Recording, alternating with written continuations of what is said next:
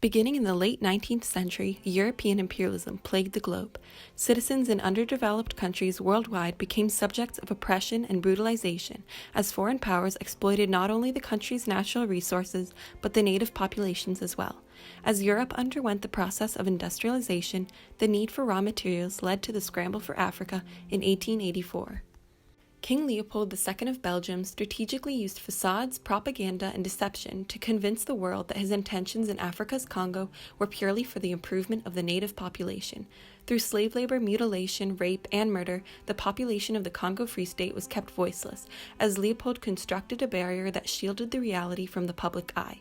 Yet few determined individuals who had witnessed the atrocities began publishing what they had seen throughout England and the United States to raise awareness. The invention of the first portable camera, the Kodak, was revolutionary, because for the first time in history, people all over the world were exposed to brutal snapshots from behind Leopold's veil, creating national outcry. Through transatlantic action, the masses involved in the Congo reform movement demonstrated the power of mass media in exposing the truth, ending an unjust regime. King Leopold II of Belgium yearned for power and set his sights on acquiring land in Africa.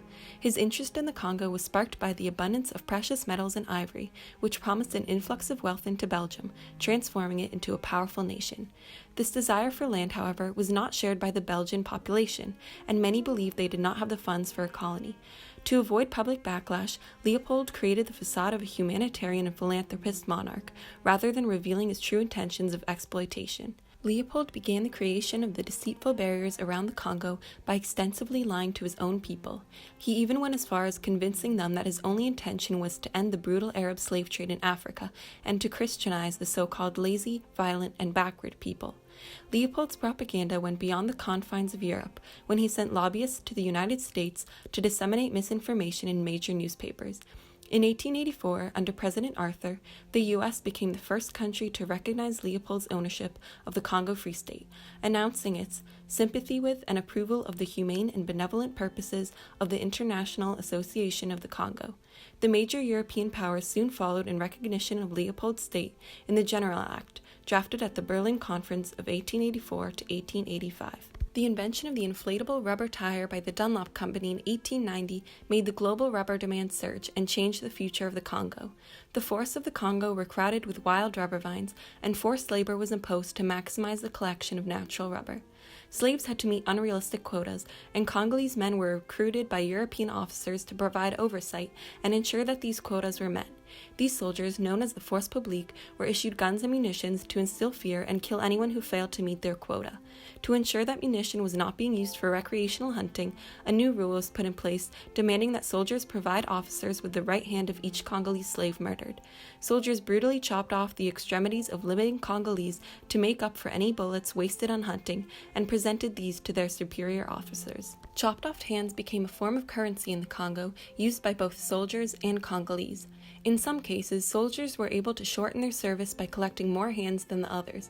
For natives, they could be used to fill rubber quotas, and villages often attacked one another to steal mutilated hands. Unlike the meticulous records kept by the Nazis in World War II, Leopold strategically acquired minimal information and statistics about the Free State by prohibiting the state from publishing a budget and banning critical journalists from entering the territory.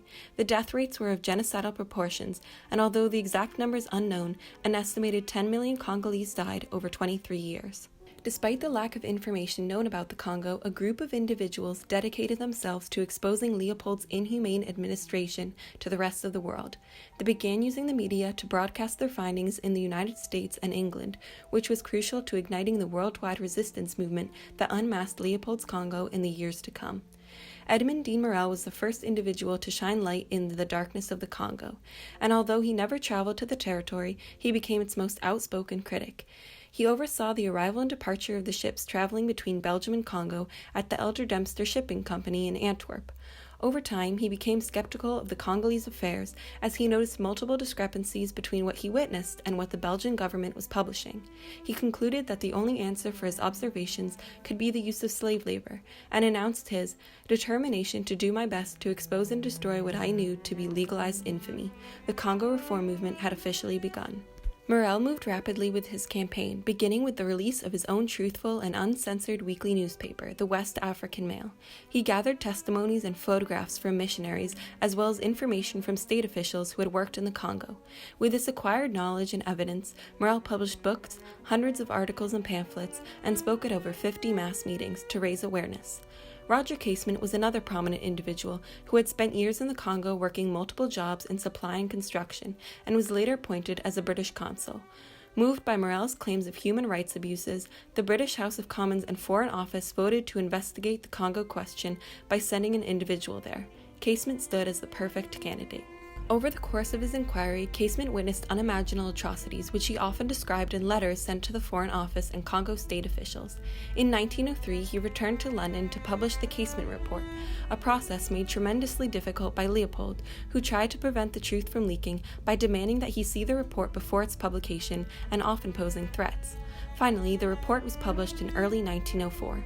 The direct tone used to describe what Casement had witnessed allowed the raw atrocities to be presented to the public and convinced readers that Leopold had lied for decades. Morel stated, "It was a report which finally, and for all time, was to tear aside the veil from the most gigantic fraud and wickedness which our generation has known." Morel and Casement were inspired by each other's work and decided to collaborate to form the Congo Reform Association. Based in England, individuals of the association dedicated themselves to bringing national attention to the situation in the Congo through the use of the press and mass public speeches. Historian William Roger Lewis summed up the intentions of the group when he stated, "The Congo Reform Association was the beginning of a crusade which would end with the walls of the Leopoldian system crumbling before the trumpets of Congo reform." The first meeting of the CRA, attended by approximately 2,000 individuals, was held in Liverpool's Philharmonic Hall on March 23, 1904.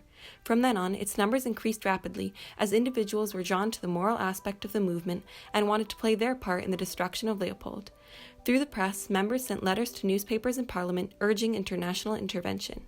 The success of the CRA is greatly attributed to Alice Seeley Harris and Reverend John Harris, who provided the majority of the photographs used in the campaign to evoke emotion in the audience which words could never achieve. The couple traveled to the Congo as missionaries, but soon turned their attention to taking photographs of villagers who had been subjects of the violent force publique. Other missionaries created written reports to accompany the photographs and began sending these home. The most renowned photograph, Nsala of Wala in the Tsongo district, was captured by Harris in 1904. And a native had gone down the path at the back of the station, carrying the hand and foot of his little girl wrapped up in a plantain leaf. When the Harrises returned to England in 1906, they joined the CRA and toured Europe and the United States, where they spoke in public on 600 occasions. They displayed real shikots and shackles and presented their famous lantern slide lectures, scripted horror narratives accompanied by slides of photographs and hymns. With the invention or with the distribution of a portable Kodak camera and people photographing and bringing this evidence from Congo, it was directly, and of course visual material is much more emotional than only a report. It goes more directly to the emotional center of the thinking. Branches of the CRA spread to other European countries such as Germany and France and became transatlantic in 1904 when the United States established the American Congo Reform Association. Among the members was Vice President Mark Twain, an anti-imperialist who published the satire King Leopold's Soliloquy. Written from Leopold's point of view, the satire highlights the role of the camera in ruining his veiled affairs, stating, "The incorruptible Kodak, the only witness I have encountered in my long experience that I couldn't bribe." Like Morel's newspaper, the Congo Newsletter was published by the American CRA to bring attention to the issue. While nations from every side of the world were cracking down on the truth, Leopold continuously tried to uphold the barrier of lies through propaganda and lobbyists. In one final attempt at silencing the national fervor targeted at ending his Congo, he organized a group of 3 men, known as the Commission of Inquiry, to travel to the Congo and argue for his humanitarian work there. This plan completely backfired. On their trip, the men collected hundreds of testimonies from the natives. When the commission returned, they wrote a report which confirmed the evidence surfaced by critics of Leopold's Congo. With international outcry at a peak, Belgium was placed in a vulnerable position, and Leopold was compelled to sell the Congo Free State to the Belgian government in 1908. People tend to turn a blind eye of what human beings can do to each other. Africa continues to be the forgotten continent. Neighboring countries experience similar histories to that of the Congo, with mass violence, torture, and genocides. However, the barricades constructed through colonialism are yet to be broken, and thousands of stories remain untold.